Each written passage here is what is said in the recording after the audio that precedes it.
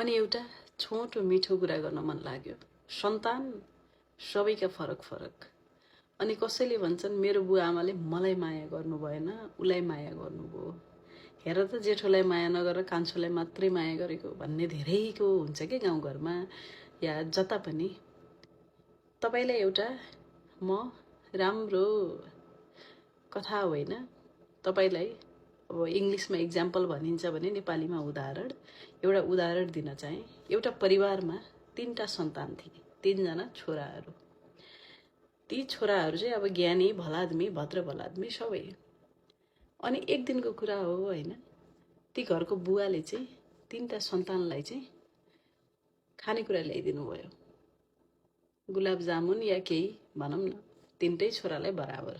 अनि घर आएपछि ल तिमीहरूलाई मैले खानेकुरा ल्याइदिएको छु, सबैजना आऊ भनेर सबैलाई दिनुभयो। 3जनालाई बराबर दुईटा दिनुभयो। अनि त्यो सन्तानहरू मध्ये चाहिँ सबैजनाले अब गम गम गम खान लाग्नुभयो।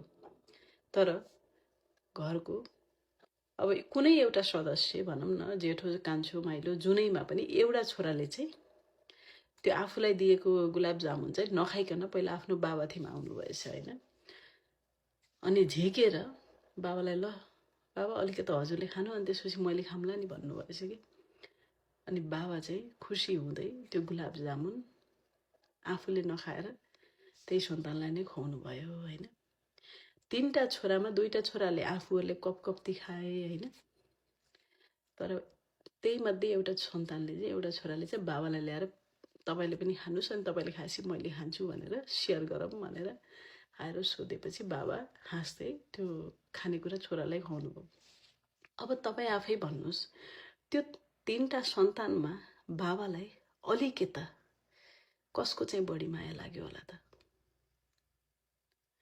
फरक त्यति हो, तपाईले आफ्नो व्यवहार कस्तो देखाउनुहुन्छ आफ्नो बुवाआमा प्रति। तपाईले दिएको खानेकुरा स्वयं आफूले नै गमगम्ती खानुहुन्छ कि अलिकता जसले ल्याइदियो उसलाई पनि सोध्नुहुन्छ? त्यसमा माया देखियो नि त। अरु 2जनाले मजाले खानु हो, तर त्यही मध्ये एउटा सन्तानले चाहिँ जसले ल्याएको बुवालाई पनि यसो सोधौँ न भनेर उले पहिलो गाँस नखाइकन आफ्नो बाबालाई सोध्यो भनेपछि सन्तानमा फरक त्यो कुराले पर्छ कि। बुवाआमाको माया कमी होइन, तपाईले माया कसरी देखाउनुहुन्छ बुवाआमाको लागि त्यो पनि फरक पर्छ। नमस्ते।